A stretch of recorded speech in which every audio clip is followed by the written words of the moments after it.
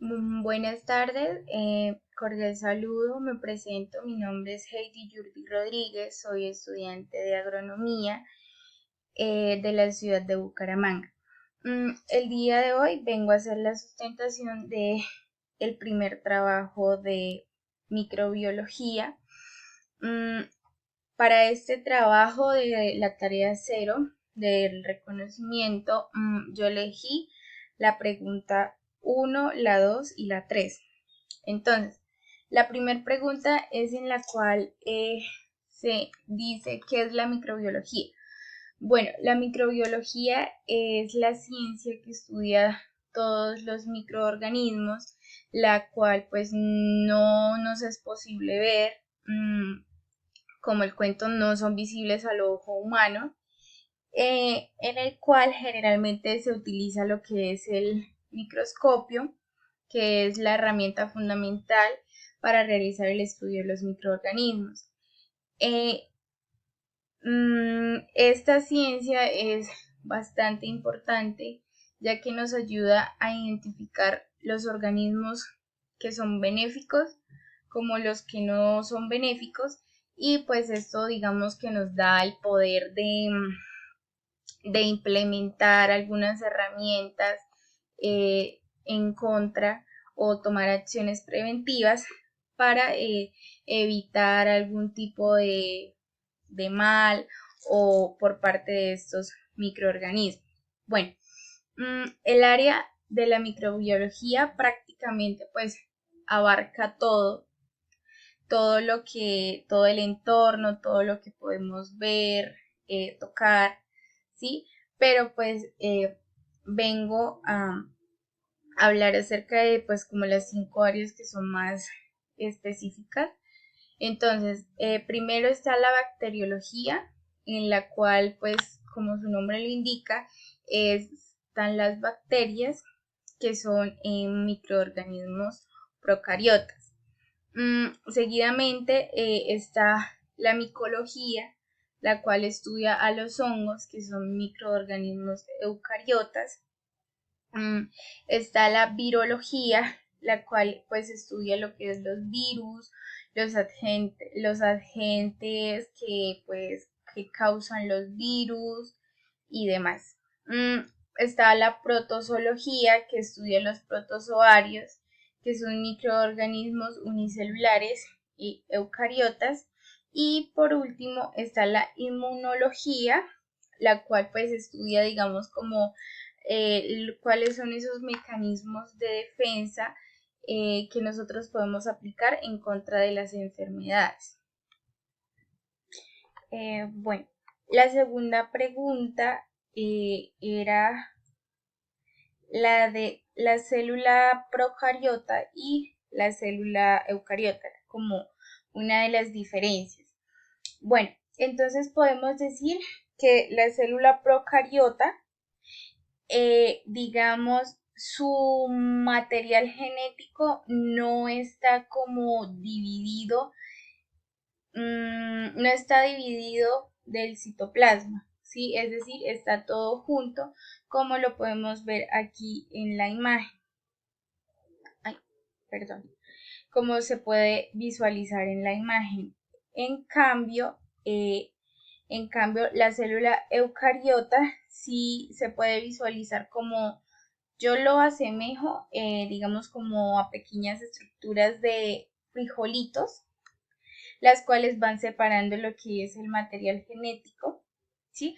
Esa sería como la mayor diferencia que pueden tener la célula eucariota y la célula procariota.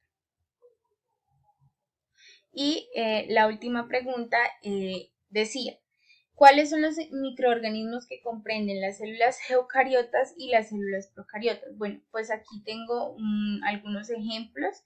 Los microorganismos eucariotas comprenden lo que son los protozoos, las algas microscópicas, los hongos microscópicos, pues entre muchos otros. Y los microorganismos procariotas los comprenden generalmente lo que es los organismos unicelulares, principalmente las bacterias, las arqueas y metanógenos. Y pues aquí para finalizar tengo también el pantallazo del aporte de mi trabajo al Turnitin. Muchas gracias y espero pues poder tener los resultados deseados. Gracias.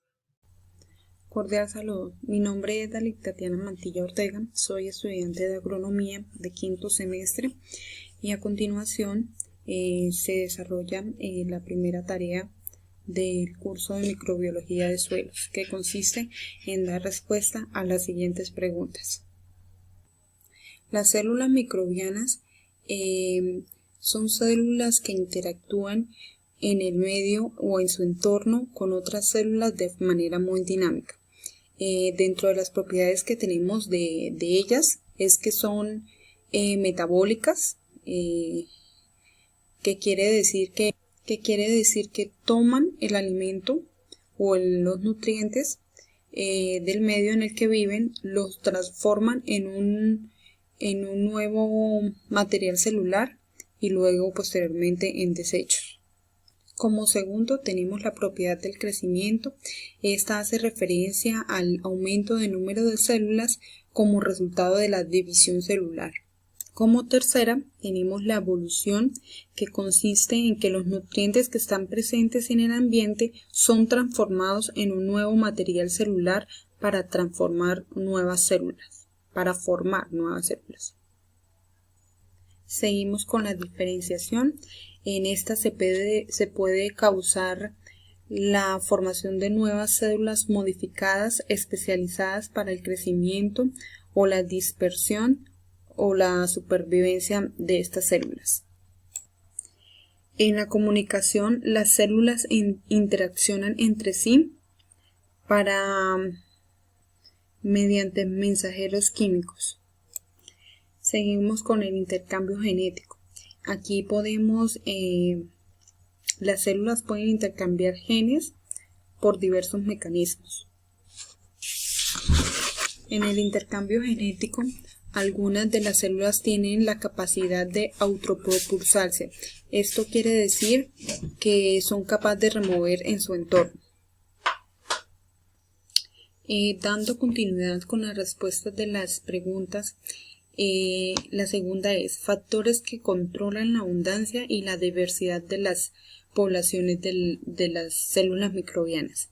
Bueno, se encontraron dos de los principales factores que interactúan en la diversidad de estas células, que es uno de los principales, que es el hábitat donde ellas viven, es el ambiente donde vive la población microbiana. Como segundo, las comunidades microbianas, es el lugar donde ellas interactúan con otras poblaciones. Su abundancia se determina por qué. Una de los principales es por los alimentos. ¿Qué se debe tener ahí en cuenta? Pues la disponibilidad que haya en el ambiente en el que ella se encuentra.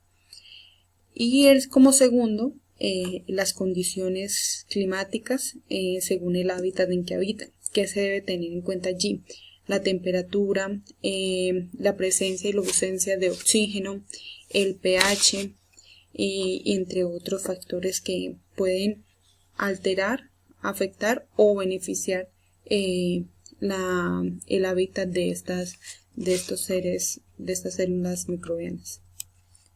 Y para finalizar, pues tenemos como tercera pregunta la clasificación de los microorganismos según las condiciones de su hábitat. Entonces, en esos ecosistemas microbianos tenemos que hay tres clasificaciones de hábitat. Una, que son los acuáticos, en lo que hace referencia a lo que son el mar, estanques, lagos, corrientes, hielos, fuentes termales, entre otros. Tenemos los terrestres, que son los suelos superficiales y subsuelo profundo. Y finalmente tenemos los organismos superiores. Dentro de estos se pueden identificar los extremofilios, las bacterias y las arqueas. Se denominan extremofilios precisamente porque su hábitat presentan como ambientes bastante extremos, es decir, que pueden ser o muy calientes o muy fríos, demasiados ácidos o demasiados cáusticos, por lo que tanto los microorganismos existentes en este tipo de hábitats están sometidos a una presión enorme, el cual plantea pues una dificultad en su estilo de vida o en su forma de vida. Se podría decir que la mayoría de las células microbianas residen en hábitats en hábitats como en el mar o en el subsuelo. Suena raro, pero en la superficie terrestre es muy poco lo que residen este tipo de microorganismos. Si se compara con las grandes profundidades, los suelos y las aguas superficiales contienen un porcentaje muy relativo pequeño sobre la cantidad del total de las células microbianas que habitan en la Tierra. Y para concluir, dentro de estos ecosistemas mencionados, los acuáticos, los terrestres y los organismos superiores, existen dos grandes grupos de microorganismos que son los anaeróbicos y los aeróbicos. Los aerobios son los que necesitan de oxígeno para su supervivencia, y los anaerobios son los que no necesitan de oxígeno para su supervivencia. Aquí se presenta el pantallazo del Turing exigido en la rúbrica y la bibliografía donde se tomó las ideas principales para la construcción de estas respuestas. Muchas gracias. Cordial saludo, mi nombre es María Aide Granados Salazar, soy estudiante de agronomía en la Universidad Nacional Abierta de Distancia en el curso de microbiología de suelos.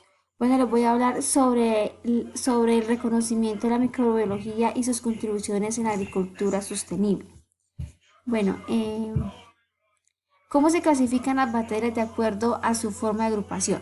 Bueno, las bacterias se clasifican como microorganismos unicelulares procariotas, ya que estos se encuentran en cualquier medio, es decir, suelo, agua, aire, entre otros. Estos organismos son muy pequeños, por lo cual por lo general se encuentran en una medida o longitud de 0,2 milímetros o 4 milímetros, los cuales estos presentan diferentes formas. Ya pueden ser cocos, bacilos o espírilos, los cuales estas bacterias se encuentran en la fracción del suelo, y estos permiten estas bacterias permiten el crecimiento y la autorreplicación. Bueno, ¿dónde se encuentran los microorganismos en la Tierra? Los microorganismos son una gran diversidad, ya que estos se encuentran en una fracción del suelo, los cuales cumplen importantes funciones como la descomposición o la transformación de componentes o nutrientes orgánicos e inorgánicos. Los microorganismos forman una rizósfera, que es la interacción o la relación de los microorganismos con las raíces para transformar los nutrientes como el carbono, el fósforo, nitrógeno, los elementos mayores y menores, y la transformación de la materia orgánica, las cuales son nutrientes asimilables para la planta, permitiendo una mayor producción y crecimiento de las plantas, logrando una mayor productividad. Estos microorganismos se encuentran en la superficie del suelo, alcanzando unos 20 centímetros de profundidad. Estas colonias de microorganismos permanecen adheridos a las partículas del suelo y a las raíces, como se había mencionado anteriormente, formando una rizósfera, los cuales permiten, por medio de las raíces, obtener los nutrientes que la planta necesita para su crecimiento y productividad. Bueno, ¿cómo se beneficia la agricultura de los microorganismos? Como se había mencionado, los microorganismos juegan un papel importante en la agricultura, ya que estos permiten la transformación de los elementos mayores y menores, los cuales son indispensables para las plantas, para su crecimiento y producción. En la actualidad los microorganismos son inoculantes para la movilización o la asimilización de los nutrientes. En la actualidad los microorganismos son indispensables en la agricultura, ya que estos ayudan a la degradación de la materia orgánica. En la actualidad los microorganismos son muy utilizados en la agricultura como bioestimulantes que promueven y benefician la nutrición y crecimiento de estas plantas, como hongos y bacterias, que estos son colocados o anexados a las raíces para promover de manera natural la asimilización de los nutrientes, ya que estos son indispensables para la productividad y asimismo generar y asimismo hacer una inoculación o una prevención de los factores patógenos. Bueno, muchas gracias. Como les había mencionado, mi nombre es María Aide Granado Salazar, estudiante de agronomía en el curso de microbiología de suelos.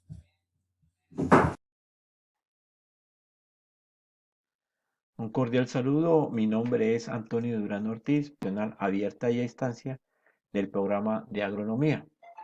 El siguiente video es para el cumplimiento a la tarea cero del curso de microbiología de los microbios.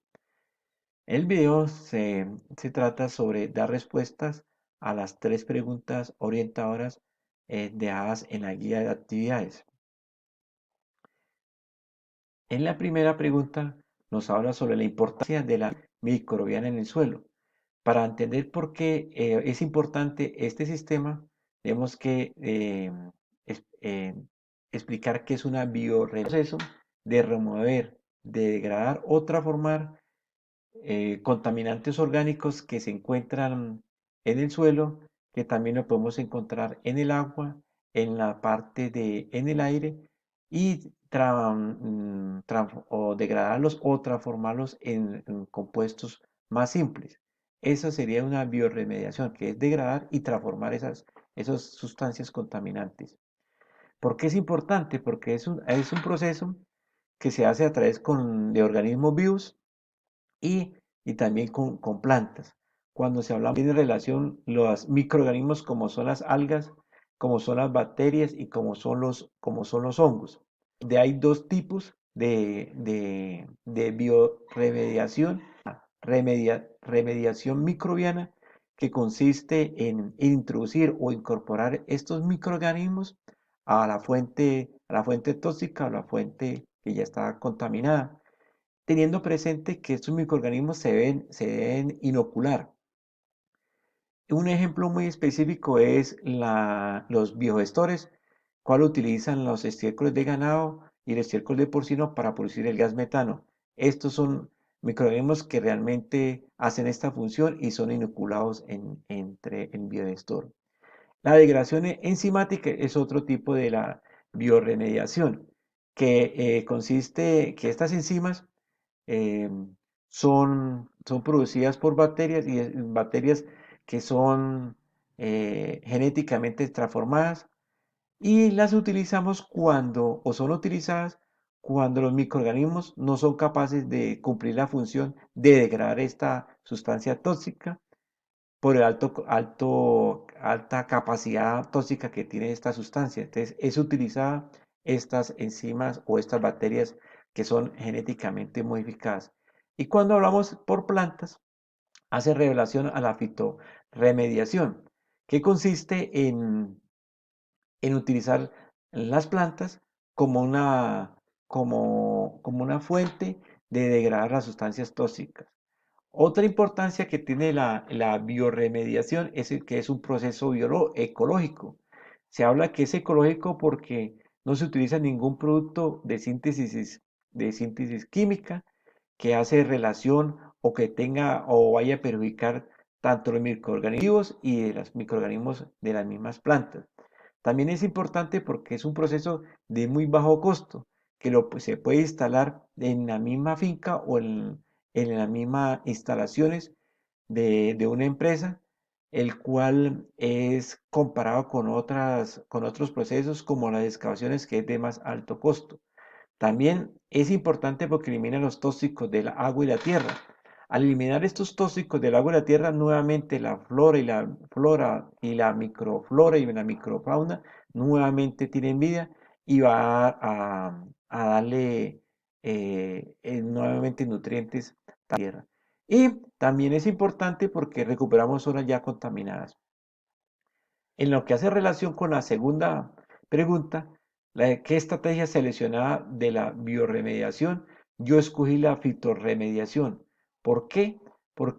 Primero porque utilizamos las plantas como una fuente de degradación o una fuente de remediación que utilizan para disminuir la cantidad digámosle, de cantidad de contaminante que puede tener la zona tóxica, o es una zona que está muy altamente contaminada.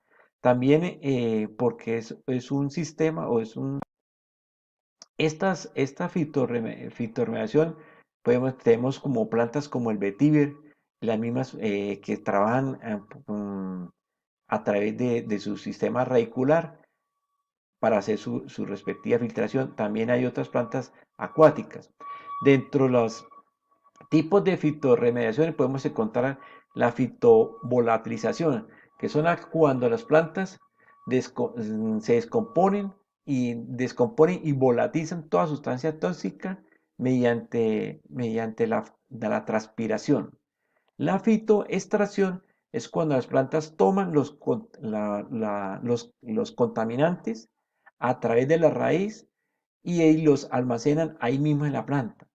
La fitodegradación son aquellas para degradar mediante unos procesos o mediante procesos metabólicos. La rizofiltración son aquellos procesos de donde trabaja la planta mediante o las atrapa a través de la raíz.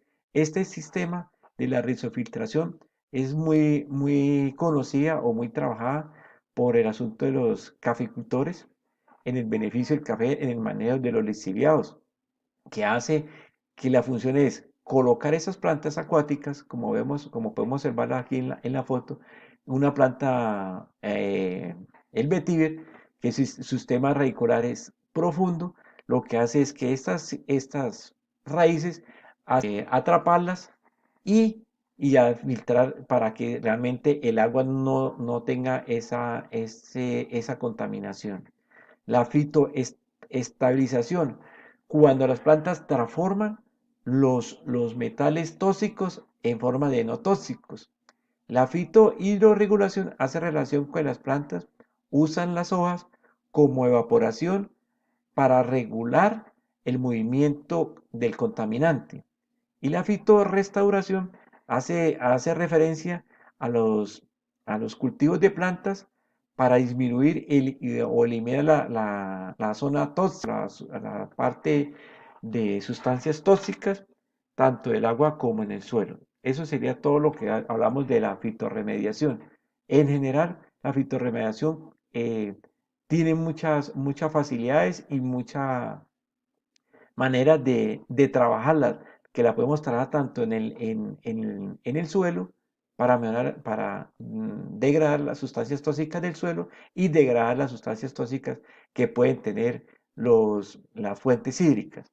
Y para el último, nos dice que hemos que seleccionar un microorganismo de la tabla 2 que podría solucionar un problema asociado al suelo en su región.